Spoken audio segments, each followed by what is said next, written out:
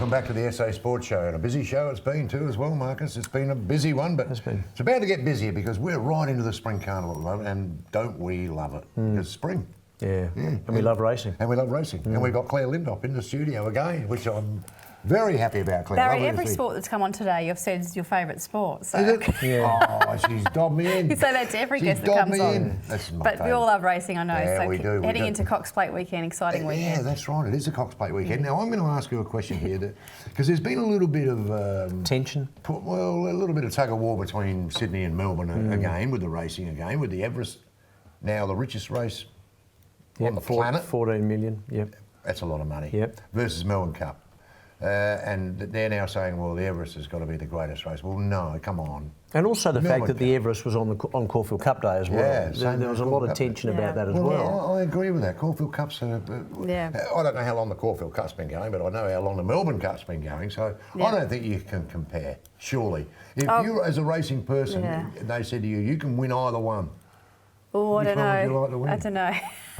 The Everest is very exciting. It's fresh, it's new, it's different, and that's what racing has to respond to. And I think that New South Wales should be really commended for what they've done, and Victoria need to lift their game. However, I would say I think that the competition between New South Wales and Victoria is damaging to other states, especially somewhere like South Australia. Particularly us, And I'd love to see the national body, Racing Australia, step up a little bit more and you know, put a cap on a state. I don't know if that's possible, but not dissimilar to someone who's managing, you know, football, for example. You don't want to leave a big gaping hole at the other end. You don't look at it that way, do you? You only think about Sydney and Melbourne. That's a very good point. I'm South Australian, and I'd like to see...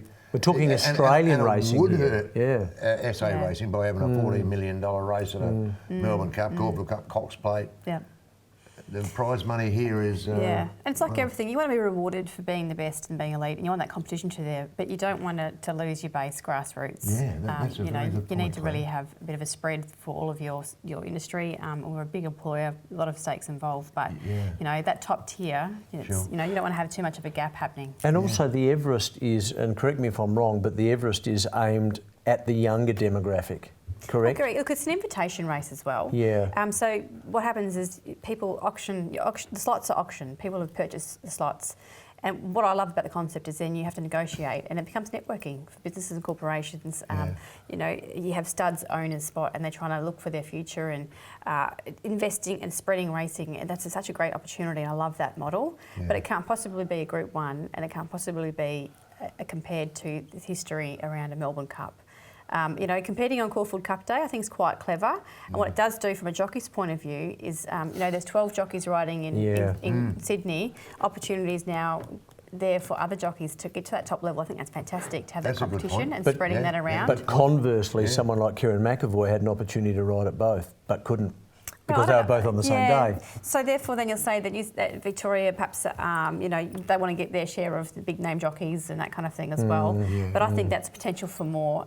You know, perhaps the next year, actually, you know, someone else is going to win the Caulfield Cup, and it was shown with Damien Lane stepping up to the plate, and well done to him. So the next the next carnival jockeys, and I think that's a great opportunity for that kind of thing from a jockey's point of view.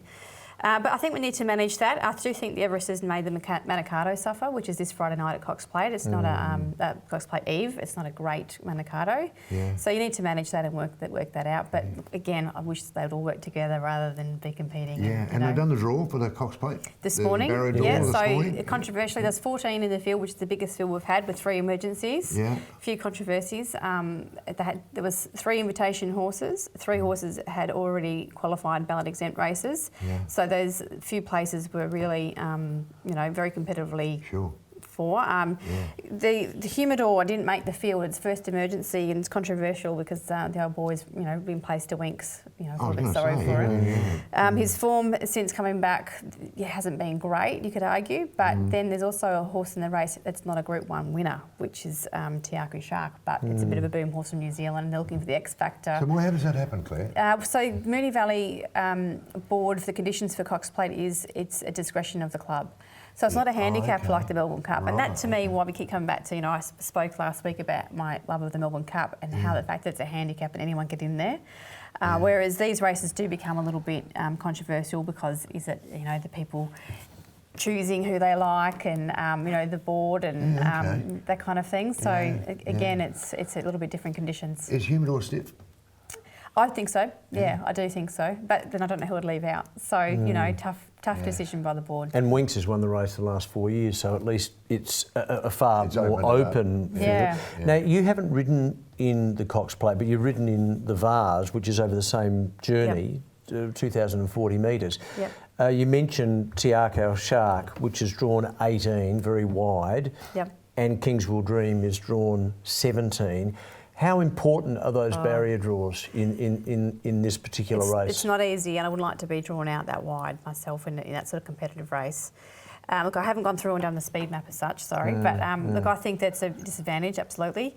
But I did notice too that no one was very keen to grab barrier 1, and the emergency did actually end up taking barrier 1. I saw that emergency. Yeah, because it's also a controversially big field. You don't necessarily want to be locked away back on the fence. So sometimes a bad draw doesn't always mean you're going to get a bad run in the race, and a good gate doesn't always mean you're going to get a good run in the race. So the emergency draws number 1, which means everyone comes up a barrier. Yep, so if it doesn't gain a start, they'll move in one. So so a field of 14, so barrier 18 becomes barrier 14. So it's still the widest runner.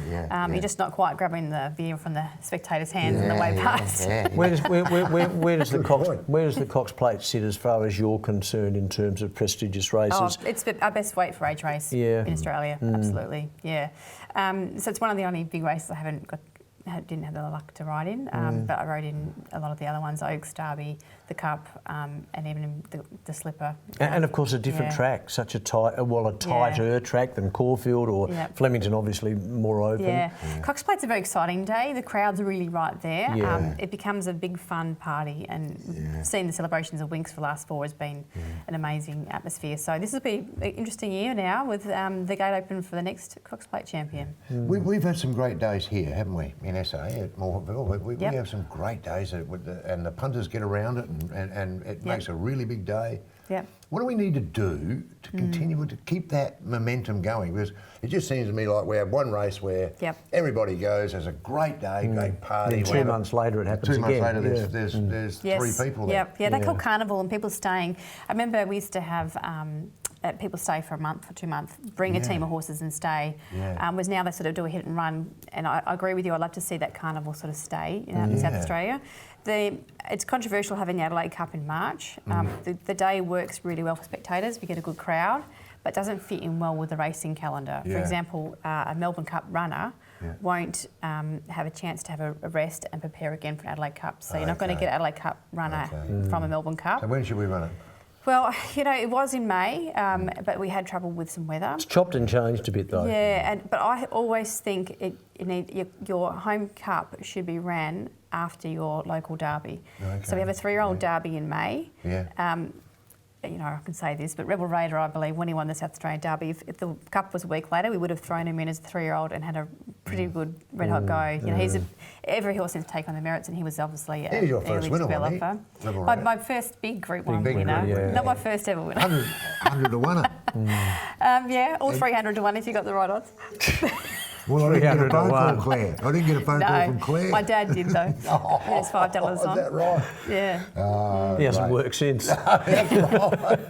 Great to see you, Claire. Yeah. It's such a busy time now, isn't it? It's exciting time for the next few weeks, but programming is we've just seen, like we talked about, the new clash with New South Wales and Victoria, and South Australia need to look at their programming as well, and that's where I'd love to maybe advocate for a bit more of a Racing Australia overarching view of all the racing calendars and trying to get some continuity throughout the season. And just quickly, just give us one tip for the Cox Plate, just one. Oh, look, I'm a big Kieran McEvoy fan. I was looking through, I think, Villiers. Okay, Villiers, So okay. Number 2.